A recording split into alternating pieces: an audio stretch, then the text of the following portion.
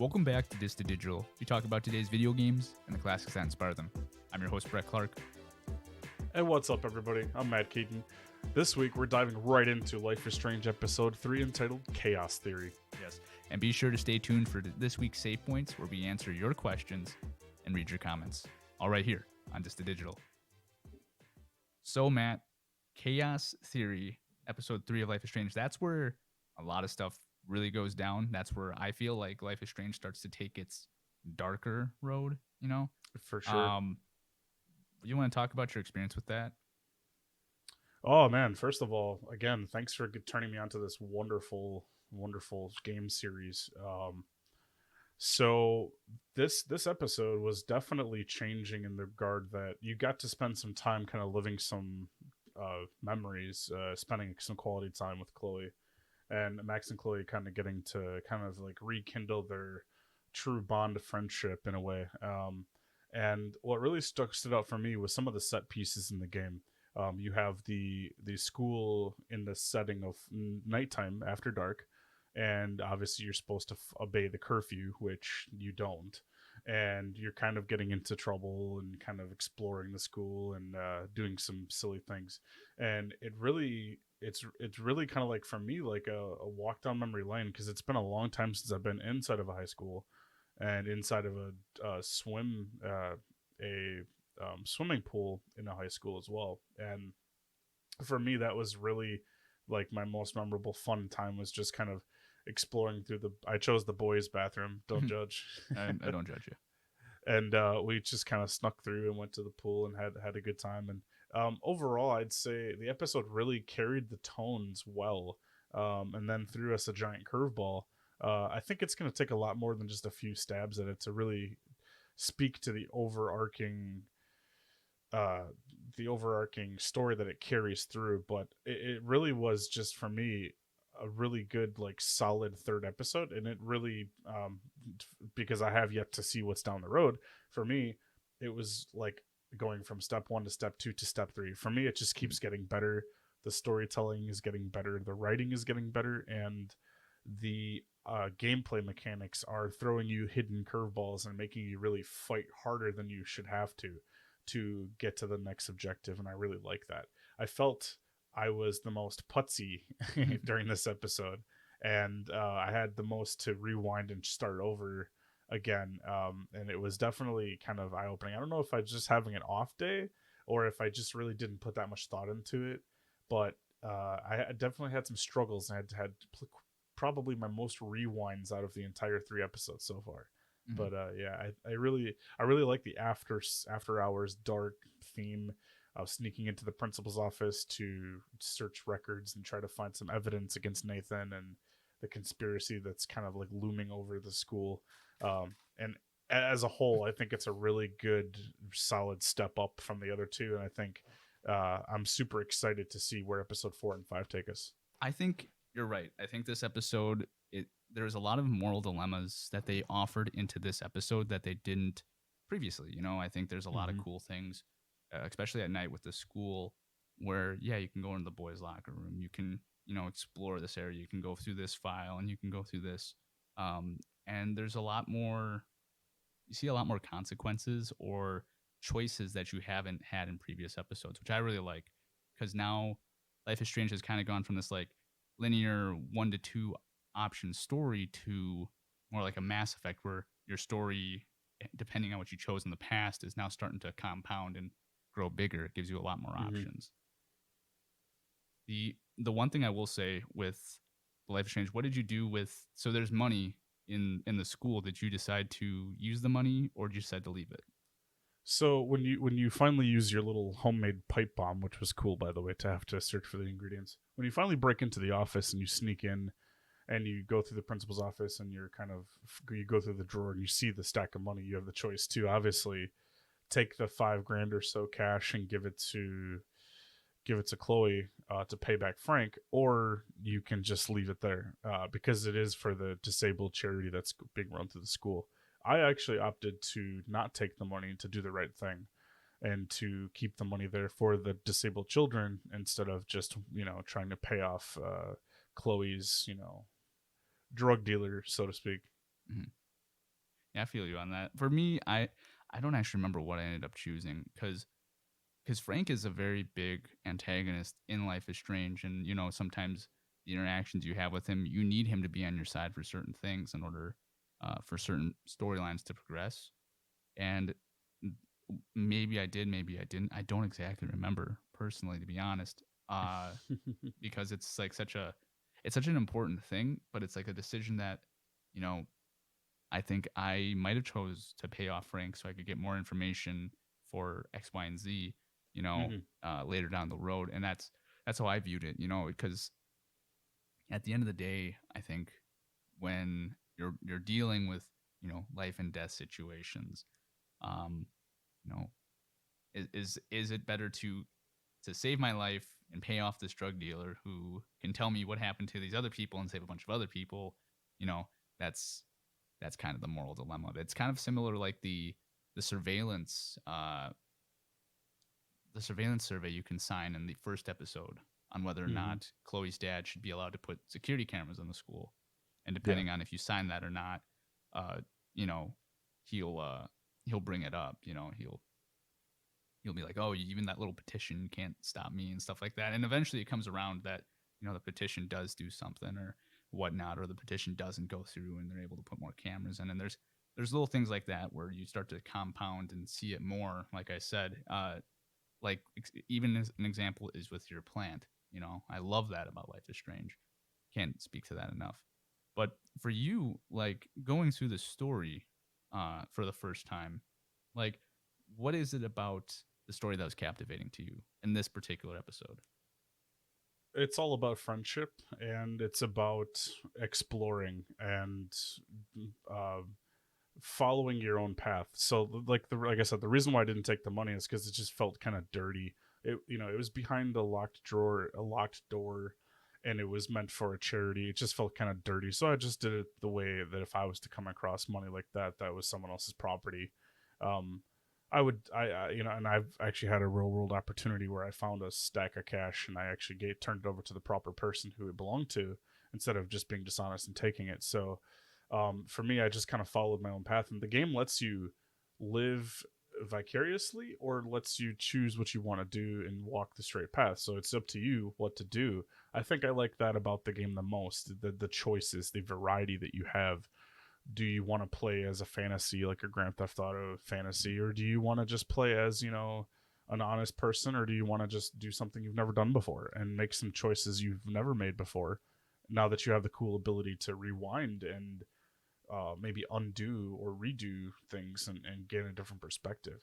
Um, so far for the story for this episode, I did a lot of detective work and a lot of digging into the emails, the websites, the computers, the files in the offices.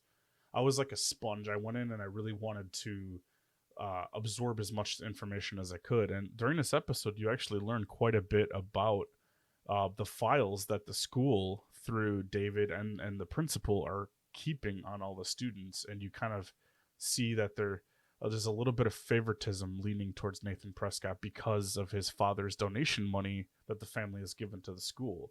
And I found it most interesting that Nathan Prescott's father is giving like a threatening letter to the school, to the principal, that he's stopping his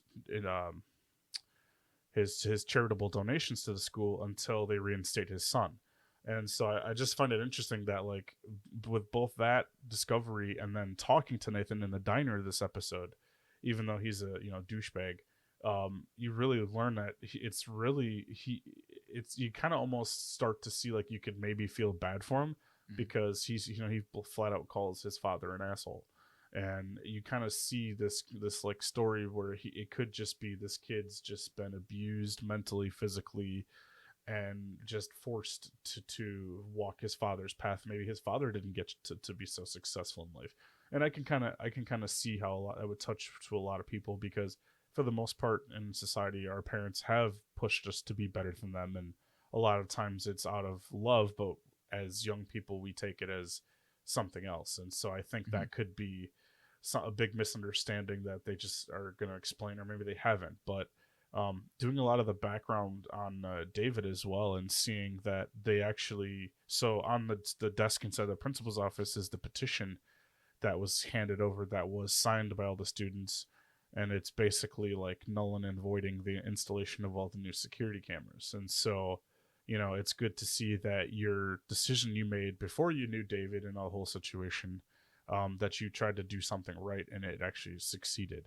Now, whether or not that will be a detriment is yet to be seen.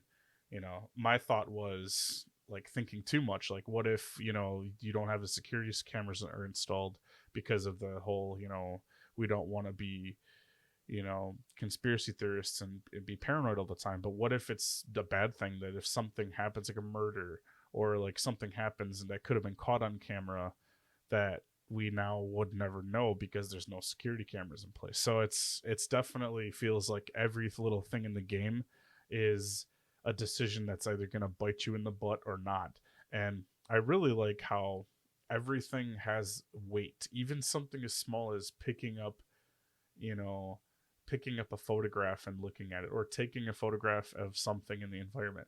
Everything like carries weight, and the decisions you make during your dialogue conversations carries direct weight into your progression through the episode, and it has lasting consequences, both good and bad. And that was kind of eye-opening for me this episode, where you're doing something as simple as, you're in the diner trying to figure out how you're going to get the keys from Frank in order to go and snoop in his trailer and see if you can find clues. And having to go, it took me like an hour alone just to get past that in the diner, because all the different, you got the police officer you have to get information from, there's Nathan, and then you have to, like, you can spill his beans on the floor, which I did, which was hilarious. You can spill his beans, you can spill his sodas, and then I finally learned the clever trick where you have him bring out his keys and set it down, and you take them, and then he gets mad to come at you. You rewind it, and then you've got the keys in your pocket. So that those kinds of things, that cleverness with the gameplay mechanic, that's all directly tied into the story. I think it flows really well, and I think it's something that definitely people who haven't played the franchise or are just kind of like, oh, it's just kind of not my thing, I think you should play it. I think it's definitely eye-opening, and it's engaging, and it's definitely something that has been overlooked, and I think deserves a little bit more time in the limelight for sure. Mm-hmm. I agree 100% with like where Life is Strange really shines the best is its narrative and its ability to have a realistic world, more or less. And there's people who rip it apart, like with any video game, like they'll be like, oh, this is unrealistic, stuff like that. And I think that just sometimes, maybe on a whimsical wish, we can just overlook some of the minor things in society that we might not find realistic. Maybe there is a little place in Oregon that's like this, and that's one of the things that for me, whenever I played it, I just kind of was like, this is realistic. This could be something that could conceivably happen. And some people are like, this could never happen. I mean, yeah, rewinding time and all that stuff's very unlikely. But, sometimes that's the nice thing about Life is Strange, is that it's enough of it's realistic, but it gives you this whimsical, whimsical fantasy that you can get immersed into. I love that about it. The one thing I will say with Frank is that I really like his voice actor. I really like how Frank is delivered. I really like the fact that if you go into his RV or his mobile home, you start to see who he is as a person. You start to realize that Pommaduke was a rescue. And he really loves that dog, and Rachel Amber and him were actually really in love. And that's something that also really hurts Chloe reading that book and discovering that truth about Frank, is that's why he has Rachel Amber's bracelet. That's why Rachel Amber constantly hung out with Frank. It wasn't because necessarily they were doing drugs or whatever. It was because they loved each other. And that's the thing that sometimes, the narrative needed, was sort of that, misdirection in order to give you that drama. And they did it in such a way that it's pretty realistic. You're not going to tell everybody, you're dating someone if they don't like them. It's kind of a cool scenario to be in, where there's enough realism in the drama. It's not blatant like Degrassi drama. I don't know if you've ever seen Degrassi. It's a very old Nickelodeon show. But I mean, like, the drama in that show, it's like ridiculous, like super unrealistic. Whereas this, it's got a hint of realism in it, so it's a little easier to grasp. The other thing that was really cool was that they start to introduce you more to the Price family. They start introducing you more into Chloe's life, in her family situation. I mean, we've met David, we've met her mom, and you kind of see them in their separate worlds, but you haven't really ever experienced them together. And that was a very unique perspective, especially with the elements that tie later into the story where you can affect the outcome of that family. I don't know if you want to elaborate more on that or not. That's one of the things of this episode that threw me a curveball. When you've gotten through the episode, you've gotten through the night stuff at school. Chloe helped you escape from the why am I having trouble remembering the word for swimming pool in high school? It's a pool.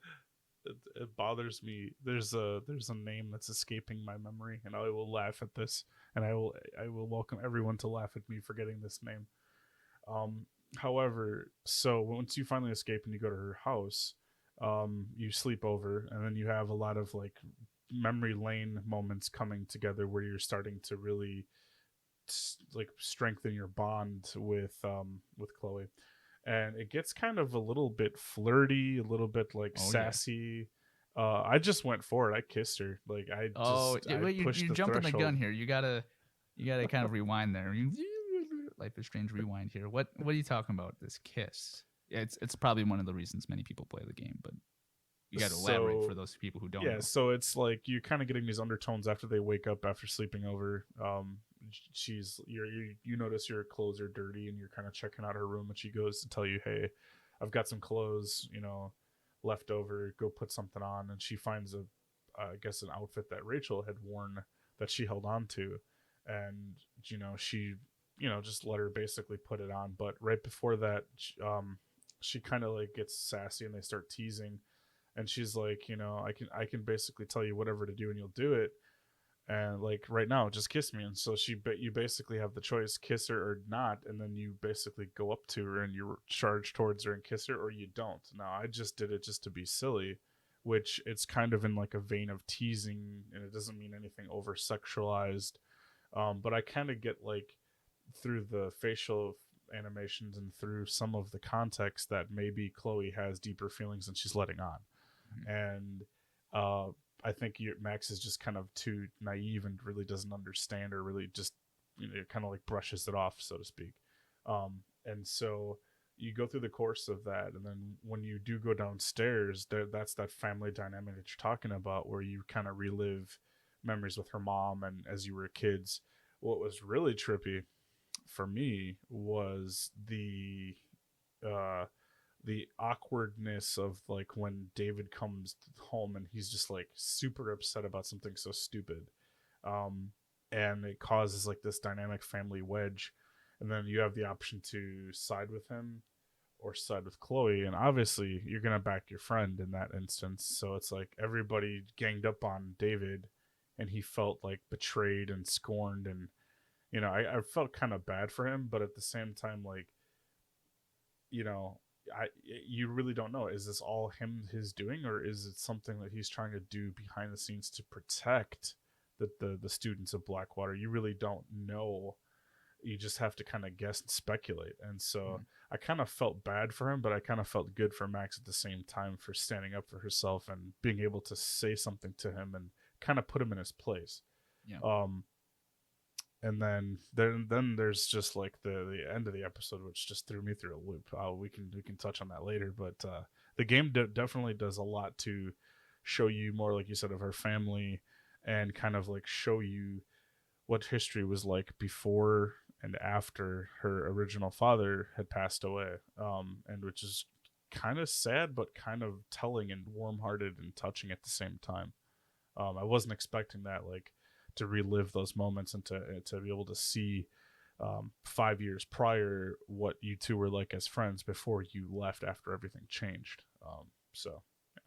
Yeah, I thought that was pretty cool too. One of the things that I always liked about David was that, everyone, when you first like experience David, you're like, wow, this guy's kind of like over the top. He takes his job a little too seriously. But especially towards this episode, you start to see that he does really care about the students, and he cares about what's happening because of Rachel Amber going missing, people jumping off buildings trying to commit suicide. Like that's the real thing that David's trying to protect, and he might not be going about it the right way, but he's at least trying. And Yeah. the way he's going about it might be wrong. And for me, I actually stood behind David in this situation because I he's trying to do the right thing, and Chloe kind of instigated it. She kind of took it over the bounds that it needed to be. She was aggressive, and it I rewound between them both multiple times because I was like, do I stand by Chloe? But does David really deserve to get kicked out of the house for trying to defend the Blackwell and make it safe? And it was a really tough call, but I ended up choosing to side with David because out of all the times I've ever ripped on David, all the times that we've gone against him, we've decided to back up Kate Marshall, and report that he's been a bad person to students. This is one moment where I'm like, I understand what he's doing, and for once Chloe kind of started it and doesn't necessarily deserve my backing on it. I guess I'm not a good friend in that situation, but it's the one time where I can see where he's coming from, and I like that is that it wasn't a black and white of do you choose David or do you choose Chloe. It's more of a both of them are kind of in the wrong for separate reasons, and it's more of which outcome do you really think is appropriate for the actions of that individual. Mm-hmm. I mean, because Chloe being mad at you, it's whatever, she gets mad at you and then you're like, whoa, whatever, let's go do something else. I feel pissed off. Mm-hmm. That's the issue with Life is Strange as far as writing goes, is that Chloe does need to progress the story for certain things. So like she can't get mad at you for too long. And she can be upset at you about some things, and she brings back and she kind of like she brings up stuff that from the past and stuff like that. But I do feel like when Chloe's really upset with you, they make it dramatic how upset she is with you, but it's not as explosive as it should be. Like a little bit more milder explosions, and it would have, I think, a little bit more impactful personally, because it would have been more realistic. I think, sometimes it's the difference between being like, I'm not upset with you, I'm disappointed with you, sort of thing. The disappointed stab. That subtle tone is just enough to make a big difference, and I think that they missed out a little bit on that. The big thing that I take away from that is, they have to progress the story one way or the other. So they can't give you like side with David and everyone dies, or side with Chloe and everyone died. Like, you know what I mean? Like they can't give you that. They gotta progress the story. It's not so dramatic that they can't alter the story like that. They could be, but they just didn't do it in this situation. You know what I'm saying? Well, this is the first the dining room breakfast and the confrontation with David really kind of came out of left field, to be honest, because I expected him to be there because of the key things that her mom said when she served breakfast. She said, breakfast fit for 2 queens and a king. So I knew what I thought was going to happen was David was going to come down for breakfast and be like, "Oh, you're here? Oh, great!" And have like a get to know him kind of like. He's going to read his paper. He's going to sip his coffee. You're going to kind of inside experience what he does in his morning routine. And then they kind of threw it out there where he's like pissed off and he's coming home from work because he's just too frustrated to stay. But it's like, you just got to work and you're going back home to take a nap. That this man who's a military man who's like focused on security, his voice dialogue options is, I'm home, I'm going to take a nap because I'm doing all this paperwork. That just, to me, was off-putting. That's my one criticism of the story, is that could have been handled differently. However, that's what threw me off, and why I made the poor choices that I made, because I'm just like, I thought siding with Chloe was going to slap him back to reality and help him kind of go back to school. Instead, like, it was gonna tear the family apart, and it's my house, and you get out, and you've basically ruined their family. Oh yeah. It kind of caught me off guard and got me frustrated, but I mean, everything overall otherwise is definitely spot on, and very, very purposeful with the way everything is shown.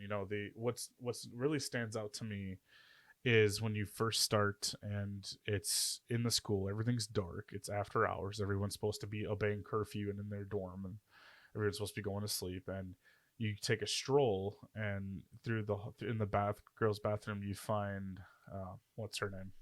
Victoria.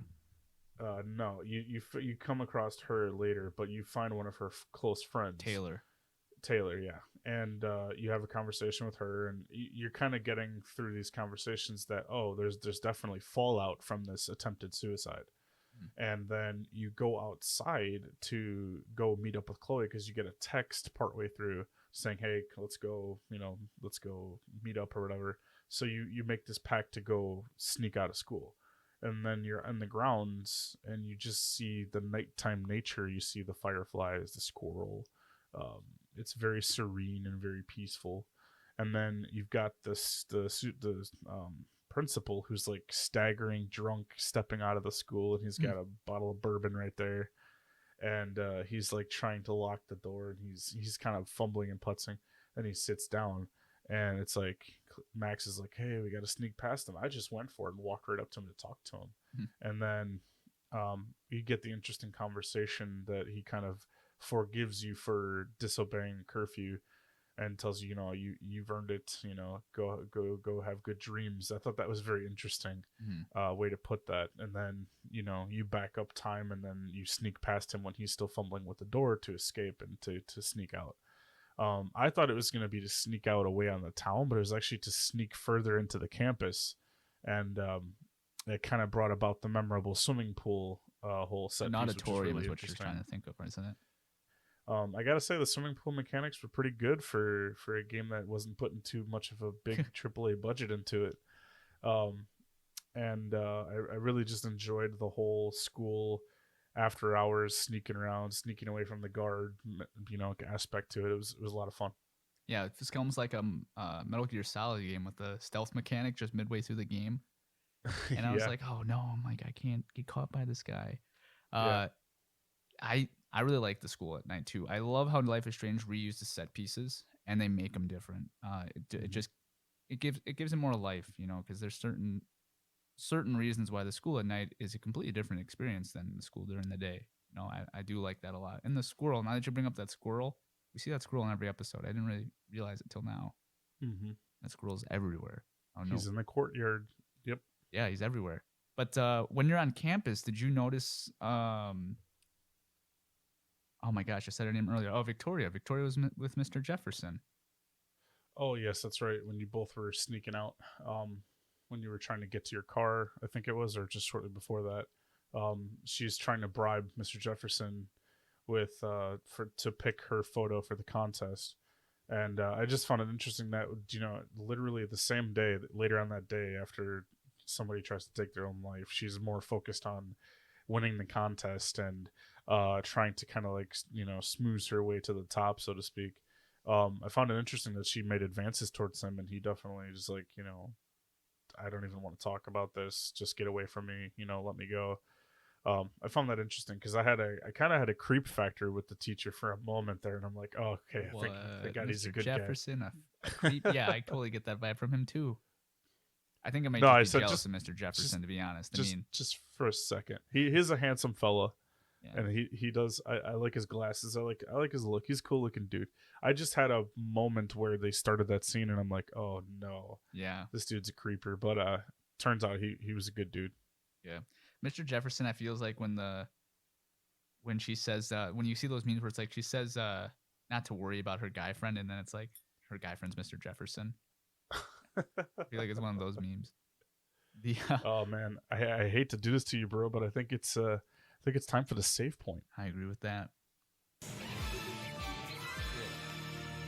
Yeah, so with this week's save point, I don't think we have any comments, do we, Matt? Man, we do not, but that's okay. We've kind of fallen off the wagon a little bit. We've had life get in our way, and we've had to do some things and spend some time apart a little bit here. So I can respect that. Really, no comments to leave, nothing really necessary to say. But yeah, we do have some stuff that we've been up to. What have you been up to, man? Well, I've been really planning for my wedding. I've been having to finance that sort of thing, like get finances in a line and then, put down payments on the venue and stuff like that. So that's really where my free time has gone, is having Yeah. stress, and worrying where I'm going to get all this money from. That's the big thing. You're invited, just so you know. Just so everyone in the world knows that Matt is, of course, invited, and he'll be I would flying hope here. so. Yeah, I mean, you gotta. we're not going to do an episode live from your chapel though, but I'll be there. It'll be on a Saturday, so hopefully we'll already have an episode in the queue, so I don't have to shoot it the next week. Sounds good. Yeah, we'll work on it. We'll get something going. We'll get back in the swing of things. We've been getting better. We've been getting a little better, but we have to take time off every now and then. We got life things, and like you said, I mean, you have some exciting news because you had to go wait 7 hours at a GameStop for what you got, right? Just kidding. No, you didn't get it. You didn't wait 7 hours for it, but No, I did not. So it is official. I finally conquered the console bots this year. We got a Series X earlier this year, a couple months into the new year, and we are now proud owners of a new PlayStation 5 via Walmart. Thank you, Walmart. Appreciate y'all. And it came pretty quick. It came a few days earlier than expected. It came just a couple days past my birthday, so I got to enjoy my birthday wish and a nice present. A few days late, but can't complain, man. It's been a blast playing it. what you been playing on it? Oh, I've been playing. Let's see, some Spider-Man Morales. I've been playing some MLB The Show, some Cyberpunk, and my wife's been playing the little VR, the Astros Playroom. Astrobots? I think in VR. Yeah, the little Astrobots. Oh, yeah. It's pre-installed, and I watched her. I actually picked up Assassin's Creed Valhalla for her for the console. Oh, you and should have she told me. put that I through would its have totally paces. just sent it to you. Oh, you have Valhalla too? Yeah, I have, Okay. I have Valhalla, and I'm never Well, going to play well, it. Well, future episode right Future there. episode, maybe. Yeah, future episode of all the games that I'll never play, and Matt just has to ask me if he can borrow it. Demon Souls is number one right off the bat. Oh, geez. No, Oh, but, my gosh. We'll be here next year, and you still won't get past the first level. So the one thing I'd say is that the PlayStation 5, I was pleasantly surprised. I really like the controller. I like the controller's battery life, and I just am a little bit disappointed in the storage space, but I know that they're already working towards releasing the patch to drop the M.2 drives that will be compatible to maximize your storage. I am thankful that you can install your entire PS4 library on your, external hard drive. That's nice. And so the only drawback I would say is just the fact that it just doesn't have enough storage space for the AAA titles for PS5. So 5 games or 6 games installed and it's full, and you're like, oh, what do I do? So other than that, I would say, I think on par, if you want to say, does it meet or beat the Xbox Series X in terms of everything feature wise, from the controller to not having to need batteries, to the controller battery life, to the connectivity and the speed of the console. I would say it meets the Series X. And as far as game library goes, finally being able to play your older games on it and be able to it's basically, it does almost everything the Series X does. It's just maybe in certain games that aren't fully optimized for it, it holds it back slightly. But other than that, it's a great console, and I'm just so thankful to have it. I did not think going into this year I would be owning both next-gen consoles before the year was out, with the way everything was, with bots and stores and trailers being hijacked and all this crazy stuff going on. People spending thousands of dollars. I think I got a fair deal for $540 from Walmart, I would say. It's a great deal. That's still, if you're paying MSRP, you're still golden. I mean, I play my PlayStation maybe 2-3 times a week. I actually been playing PlayStation more than PC recently, just because of the convenience of having a controller. And I kind of go through these phases where it's like, oh, I really like console. Oh, I really like PC. Oh, I really like console. And right now I'm really into a mobile game, which is which I've been doing. I've been playing the Nier Reincarnation on the phone. And I've been addicted to it. You guys know me. I'm a huge Nier fan. So a gacha game with Nier mechanics and the Nier story. I don't care about the story. I just care about getting the max loot. Yeah. And I haven't spent money on it. So when I run out of stamina for the day, I'm done. That's like my little fix. It's like my drug addiction. I gotta That's tap the my one thing things. about mobile games that's nice, but it also sucks because when you actually have the time and you're bored and you want to just do something for a long period of time, it's good for just short bursts naturally. Yep. And then your mobile game, it's like, oh well, I've only got 10 hearts, and then after this, I have to wait 24 hours to replenish. Okay, not a problem. It's win lose for me. Mobile games. I don't think I'll ever get into it just because getting a little bit older, it's kind of hard to sit there hunker down on the phone, and it's just easier for me to sit back, relax, and just enjoy the TV. Exactly. And so, 70-inch TV versus 7-inch screen, there's no comparison. Yeah, So exactly. I'll always be a console gamer, but I could see the appeal for mobile games, especially the convenience and portability. Mm-hmm. It's like and so many accessories now, so you can get like things you can put on the side of them. We talked about that earlier in a previous episode. Is mobile gaming kind of the future? And it's surprising how well some of these games are looking on phones. And we'll have to talk about that in a future episode because I have actually changed my mentality. Surprise! Brett's allowed to change his option, like change his mind. You must not change your I can't. opinion. I got it. They're like Brett's just sticks to his guns. No, I changed my mind on mobile games. I've come to appreciate them quite a bit more. Nice. I don't play as many mobile games as people would think, but I do appreciate them because they do hold a certain spot in different societies. I've started to notice. Just kind of, I'll finish this note and then we'll move on to something else. But mobile games in a place of like Tokyo, China, or I say China, like Beijing. Sorry, I go from a city to a country. And like Chicago, take some 3 highly populated cities.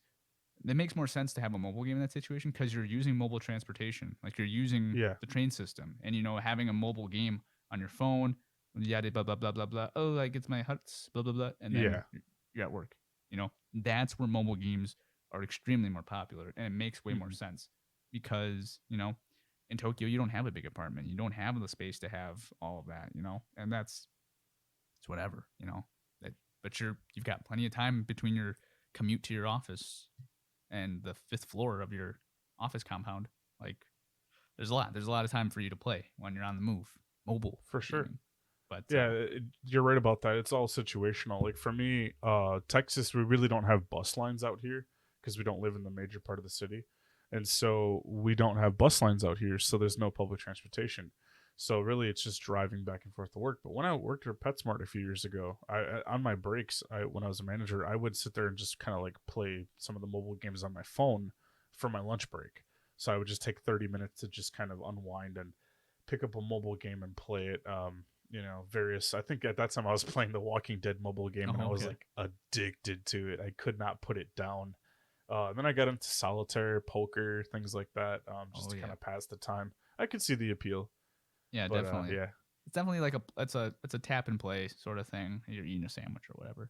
One thing I want to share with you before we leave this save point and finish up the show here, I was able to acquire a copy of Valhalla on Xbox for Sir Solna, so we definitely have to get you onto Valhalla and get you to play that so we can have a 3-way conversation. Bring old Timmy back. All right, we'll bring Tim back and we'll talk about. Final you note. Got time. Final note. Sorry, I totally am stealing the show here with this save point. I went to Lambeau Field for the first time in my life. First ever time to go to like a Packer event. Seriously? Yeah, it's family night, and I got club seats given to me. Ooh. I can't say who because that would give it away. But I got club seats, and so I took a friend of mine. His name's not JT's Reaper anymore. Snell, my very close friend. He's actually gonna be my best man. Me and him went, and so I got this in Lambeau Field.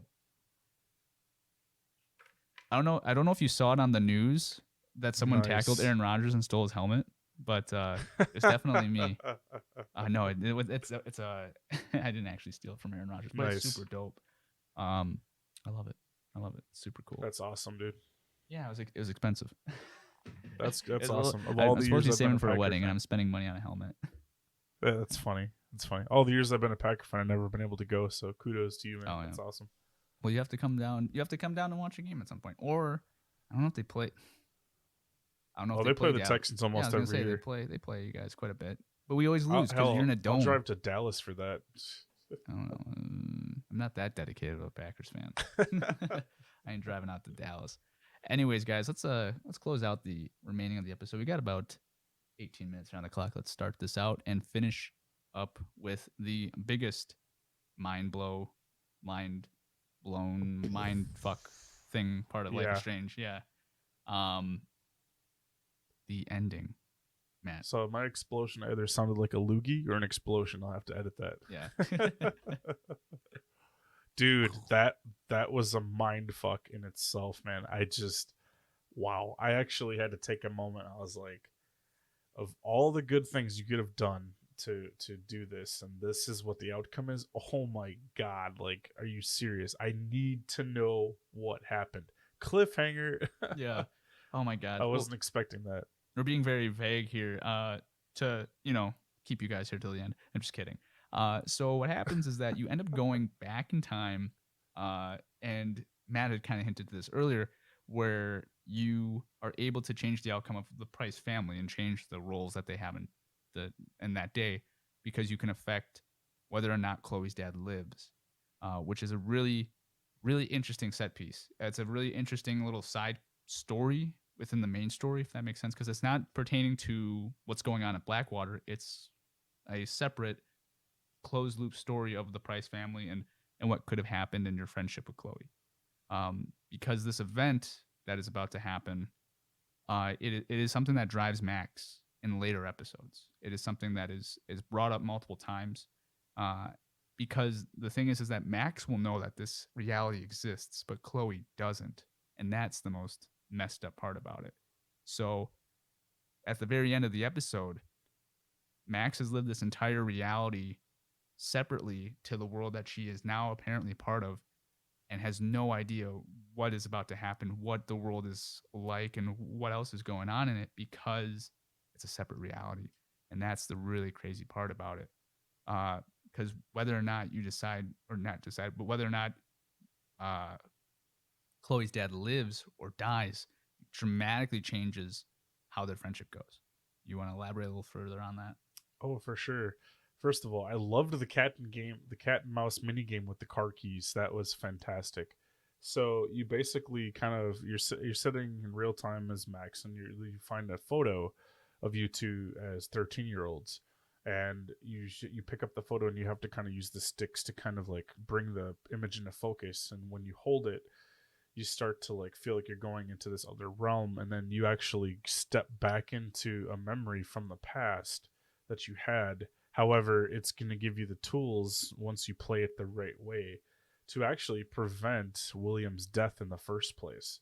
And that was actually phenomenal. I didn't think it was going to work. I thought it was going to be, no matter what course you took to stop him from getting his car keys, that he was just going to be able to go anyways.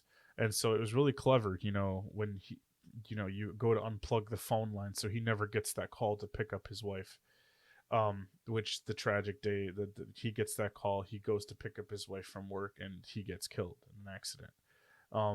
And so, you can pull the phone plug out of the wall and then restart it, and no call comes across. Well, I kind of forget he had a cell phone, so all of a sudden his phone rings. It's like, shit. Okay, so what can you go back and do? Well, you go back and you find his car keys, and then there's any one of like 5 or 6 places you can hide the car keys. The vase, the trash can, the cereal box, the stuff on the table, the thing by the phone. The clever part is, when you try to hide it, I threw it into the vase, and then he pulls out his little Spy Master clicker and beeps the car keys, and he finds them anyways. So I think I failed about 4 times until I realized you could throw the car keys in the sink and he wouldn't hear it. And that was the ticket, throwing the car keys in the sink, so that when he would beep, he couldn't hear the beep, and he would have to go and find another way to get there. And so then you convince him to take the bus, and then that changes the core, that rewrites history, to where he never is in the car, to never be in that accident, and that alters the course of history. And it also alters the reality in the current time, because then everything has been different. I loved the video montage of, you know, the pictures kind of like showing where they had the wedding between David and Joyce, and then the wedding picture kind of crumples and fades, and it's rewritten, and it's showing William and Joyce together, and so it's like this really cool video montage of history being rewritten as we're playing it because of the us making this life altering this going back and rewriting history. It's kind of like it scratches that itch. Could I ever go back and do things differently? Could I ever go back and maybe make changes? How would things turn out? And it actually shows you. That I was blown away by the interactivity in that moment where, you know, I was trying to find where you could take a photo and trying to find like how you could change things, and it was really a long process for me because I had to redo it like 5 or 6 times. But I really was blown away by the outcome. And after the montage happens, um, what stood out, and I'll let you take it away and finish it up. But what stood out to me is I knew when I saw that the different things were happening. Like now that life has been altered, you're sitting on the grass and you're inside the Vortex Club, and you leave and you go home. And I'll just say the one thing and I'll let you take it away. But I knew something was wrong, that the landscaping outside of Chloe's home was changed. Just something that doesn't stand out, but something that was altered on the front of it. A railing and a ramp was placed and built, and that clued me into something definitely being really wrong. And then just, and I was just like blown away. It was just incredible. And then it cuts out. And then it just it leaves you there. Yeah. Yeah. I'll let you share your experience with that and share that for all of our viewers, listeners. Yeah, I had a very similar experience. I didn't actually notice the ramp in the front of the house, but I noticed what there wasn't the truck. I noticed that right away. The truck wasn't there because one of the things is that they show like Chloe getting her truck that no longer exists. And so right then and there, I was like, okay, are they still even friends at that point? Because, you know, that's something that's very Chloe, like a staple of her character. And now you're in the Vortex Club hanging out with like Victoria, and Victoria likes you now. And they think, oh, Max, you're so, or Maxine, or whatever your name is, or whatever they call you. I forget what they call you, but they call you something weird. Yeah, Maxine. Yeah, Maxine. And it's like, who is this? Who is this? This isn't Max. Like, you know, but it's an altered reality. So it's like, maybe that is what happens to Max. Maybe Max becomes like a preppy whatever, you know, a preppy snob. And then Warren's dating, I forget what her nuts is. The drone girl. Isn't it the drone girl that he ends up dating?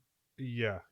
Yeah, and she's like, oh, Warren's dating her. Like, I'm like, oh, come on, please, Warren, you can do better than Warren. Like, I love Warren to death, but it's like she's like, oh, Warren's dating, what's their name? So I'm like, okay, like now something's gone really bad if Warren's not after us, you know, sort of thing, or maybe Warren's got some common sense. But that was, for me, it was one of the cool things where it's like there's so many things that just altered wise you wouldn't ever even think of. Like David's your bus driver when you go home. Yeah. That was crazy. Oh my gosh, he looked so sad. I felt so bad for him. And see, that's where it's like, oh, come on, David, we could use you a little happier. I felt really bad. And you see all the dead whales. Now the dead animals, that's kind of a common theme in Life is Strange. I don't know if you picked up on it. But there's a bunch of dead birds in this episode, a bunch of dead whales in this episode. And what it's showing pretty much is that, you know, there's something wrong with the world, you know, in a way.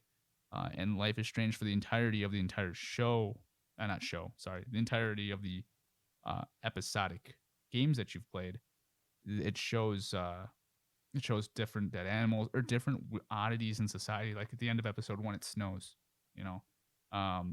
And the soundtrack that goes with it is fantastic. The soundtrack is cued in really well. Sid Meier's did a great song, great arrange of songs for Life is Strange. and he did a really good job. He did a really good job. He's not the only artist on there, but he's one of my favorites from it personally. Obstacles is the best song in Life is Strange, in my personal opinion, and it does such a good job of conveying emotions, of this, you know, small town, small town isolated experience, and that's kind of what Obstacles portrays with its sound. It's a isolated experience. It's great. It's a great song. If you haven't heard it, you gotta listen to the Life is Strange soundtrack. It's so good. It's so good. We played it in the first episode we talked about Life is Strange, and I feel like we got copyright strike, so we haven't done it again. So that's we actually didn't. It just was difficult to put it all together. Oh yeah. Oh, that was super. That was one of the most impressive things I think we've ever come up with, but it was very difficult. It was a lot of prep. We just haven't had time to do that. Like we said, we got life stuff going on. No pun intended. But Matt, I don't want to take away the glory of revealing the ending from you. I'll let you reveal it. So on all four wheels, I'll let you reveal it. Ooh, driving the bus. All right. Well, the wheels are going around on this bus. Let's get to the chase. So, after you've altered the life and you've live TV here, folks. Ooh, what did you do? Oh my gosh! My lighting guy is now fired. He just blinded himself. I did. I think I have to fire my lighting guy. Live TV. Oh yeah, we got to fire the interns. Yeah, we had to hire some new lighting interns, and mine's been doing pretty good. My new intern's doing great. Intern, you doing good over there? There we go. Good job. Okay, he's definitely fired. Yeah, just go. Just go. You're fired. Go. Be gone. All right. Close the door. Anyways, so okay, let's reset that. So I'm totally leaving all this in, by the way. Okay. But after you essentially changed the course of events and you saved William from death and life is altered, so you're part of the Vortex Club, and you notice these subtle changes. You pull up and there's the dead whales on the beach, and you really get a sense of, wow, something really definitely has altered and gone wrong. And you pull up to kind of Chloe's house, and you're running up to it, and as you run up to it, there's a wheelchair ramp that's installed, and it's like, oh, okay, the truck, like you said, the truck's not there. And then you knock on the door, and it's William. He's very happy to see you, and he's like welcoming you back after being gone for a while, in which I kind of had to take a minute to think about that. And then he opens the door a little further, and he lets Chloe know, hey, you have a visitor. And they show you like the bottom of a wheelchair, automatic wheelchair, rolling towards the door, and you see the back of it, you see the side of it, you see the front again, and then it kind of raises up, and you see Chloe, who is clearly like paraplegic or just disabled from like the neck down, and she just lights up with like this beautiful smile and like this like she was dead, and now she's just been woken back up, so to speak, by seeing Max standing at the door. And Max, of course, is just like, oh my, she can't believe it that she changed the course of events in life for the better, and something led to the fact that now Chloe is permanently in a wheelchair. And that was just like, WTF. Yeah. That was just so like good. Wow, because it was so touching, and it was so nice to see all the life changes. The biggest changes was Chloe was no longer a punk. She didn't have color in her hair. She didn't have like the tattoos and like the she wasn't all about getting high and stuff like that. And you kind of got the good girl vibes. She showed a picture. She's got her first car. She's got car keys and everything, and her hair is like reddish orange. And it's just, there's been so many good things that have happened. And I kind of get the consensus that because she saved William from a car accident, the keys correlates to Chloe got into a car accident and is now permanently disabled. And that was just like, for me, it was like, wow, I was emotional. It was impactful. It was like, that was the biggest curveball I did not see coming at all. I thought, it would change their friendship, that everything would be great, but I did not see that coming. That was just, wow. It was crazy. It was such a good ending. Crazy. Very good ending. you gotta play episode 4 and episode 5 in order to. I do. Oh gosh, you gotta. That if you like that ending, episode 4 ending, you're just like, Yeah. what? It's so crazy. But yeah, not to take away from episode 3, it is a fantastic ending. When I first thought, because when they first show it, they show like a lower 3/4 shot, and it's zooming in, so you don't know what's going on. I thought Chloe was the dog. I thought like she altered reality and like Chloe might have died and they renamed the dog Chloe. I was like, Oh, okay. or Chloe ran away or something and the dog and they named the dog Chloe or something. I was like, uh-oh. Yeah. Like what's going on? Or she's just like, I don't know. It was my mind immediately went to a pet. But then in reality, like thinking back later, I was like, it's impossible. Like why would she be named the dog, sort of thing. But I don't know. My mom was named after their dog, so you never know. I don't know. Some people love their dogs. Well, I mean, pets are part of the family. They're Yeah. not just for some people they're not just pets. They're an extension of themselves, and they're akin, and it's a deep seated relationship type of thing. There's nothing wrong with that. Mm. Animal lovers all unite and feel the same way. Yeah, that's good. I'm glad I'm not alone in that feeling there. No. The one thing I will say with the wheelchair, like that, the way that they framed it up, you knew that it was Chloe. You were just hoping it wasn't. And it's when you saw her face, you're like, that's her, but that's not her at the same time. You're like, wow, Yeah. it's Chloe, but definitely not the Chloe we're used to.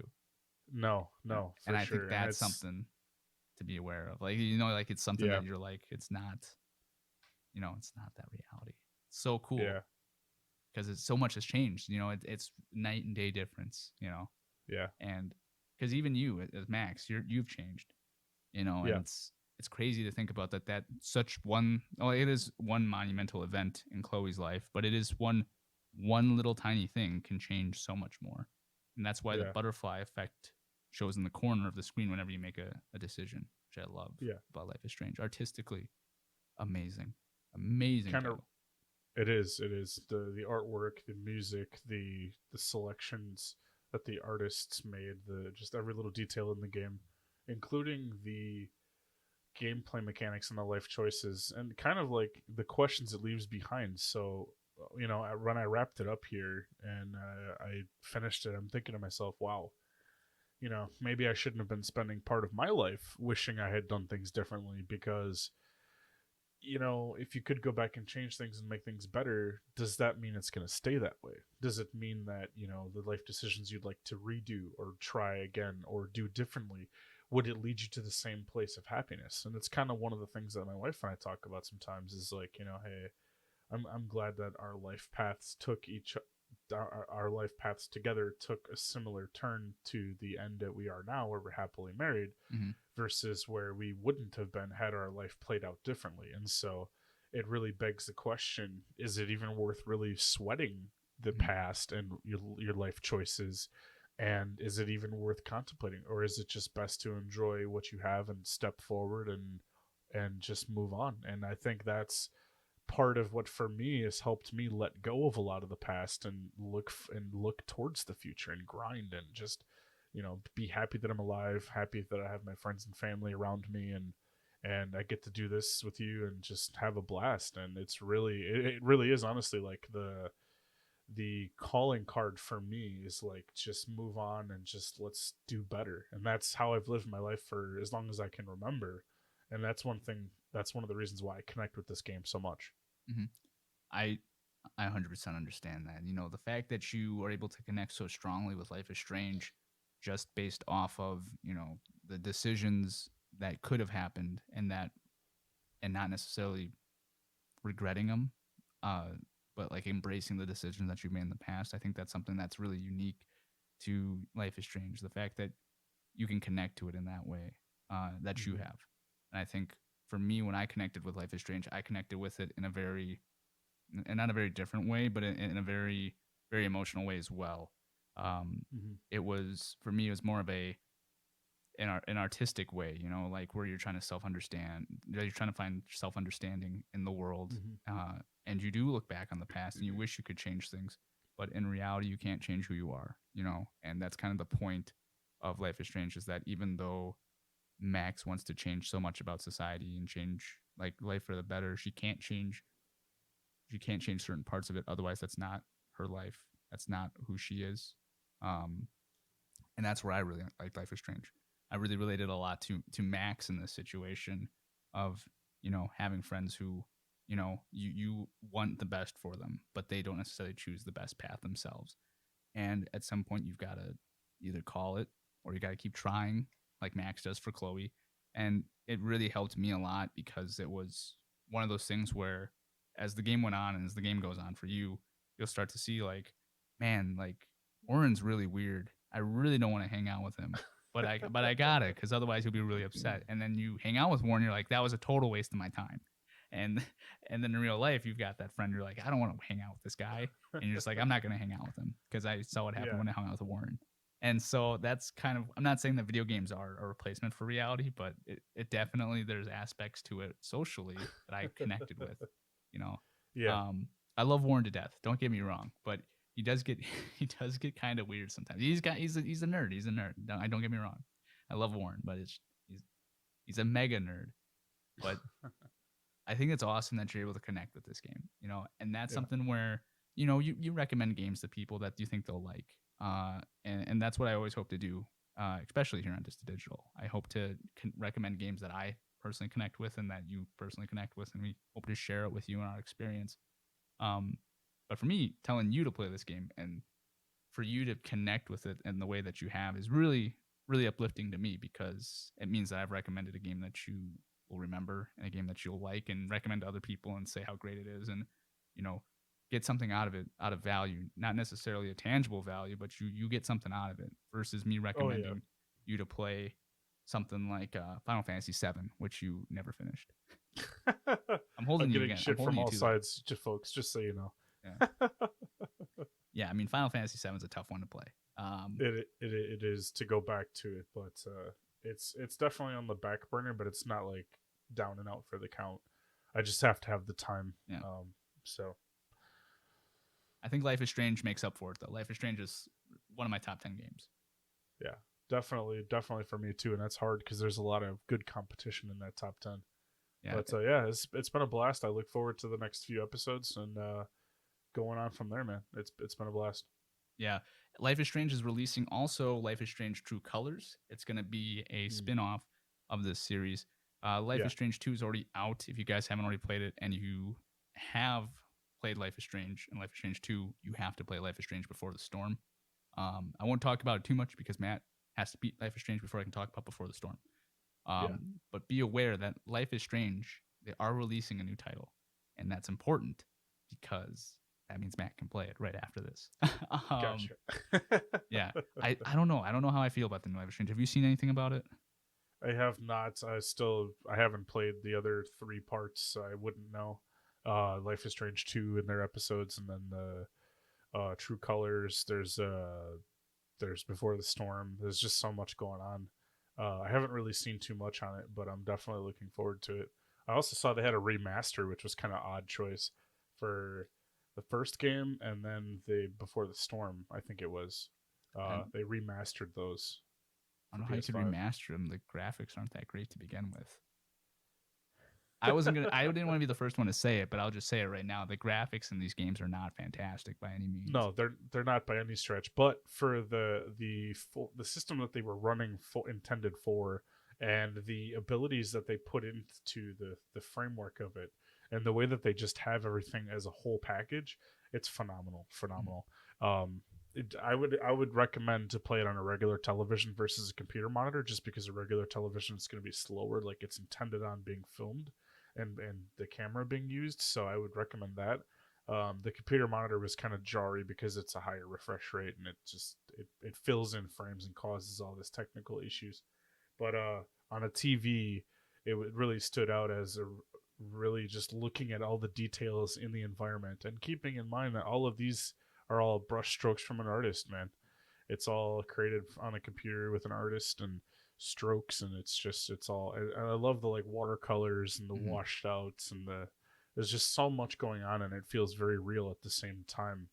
And it's definitely something that everybody should check out for sure. Yeah, and like you said, with the watercolors, it's not as sharp as you would imagine, but it still looks really good. It's kind of like almost like a Borderlands. We've got that shell shaded. Cell shading. Yeah, sorry. You almost had me go. Blah, blah, blah. Yeah, but yeah, it's just an artistic decision that they made, and I'm not saying that the game's any worse or better for its art decision in that regards. But I'm a little surprised that they have to remaster it. I thought it looked fine the way it is. But if they need to milk more money, make another collector's edition, and I'll buy it. I mean, I bought the game 3 times, so I mean, if you have another collector's edition, I'll probably buy it again because it's so good. I'm sure they will. But with that being said, I think that's all the time we have for this week's episode of Just a Digital. I totally closed out of my tab, so Matt, you can sign us out. Well, with that being said, everybody, we're going to wrap up here today. Thank you so much for joining us in today's episode. If you have a question or a topic that you wish to have read on the show, leave a comment or reach out on Twitter with the hashtag JustADigital. And also, don't forget, we're everywhere. Facebook, Discord. I mean, we don't have a Snapchat yet, but we're getting there soon. Instagram, you name it, we're there. TikTok. Also, check us out on Apple and Spotify. We're there as well. You can just search Just a Digital. You'll find us, and it's really cool putting it on in the car, just listening to it. It's a blast. Yeah. Let us know if you want us to make a Just a Digital TikTok, and then Matt can do all the TikTok challenges for you guys. Oh, okay. I'm up for that. Let's do it. Yeah, if you had 24 hours and I couldn't say no, what would you do? On that note, from all of us here at Just a Digital, I'm Brett Clark. And I'm Matt Keaton, and we'll catch you guys in the next one. Stay safe. Take care.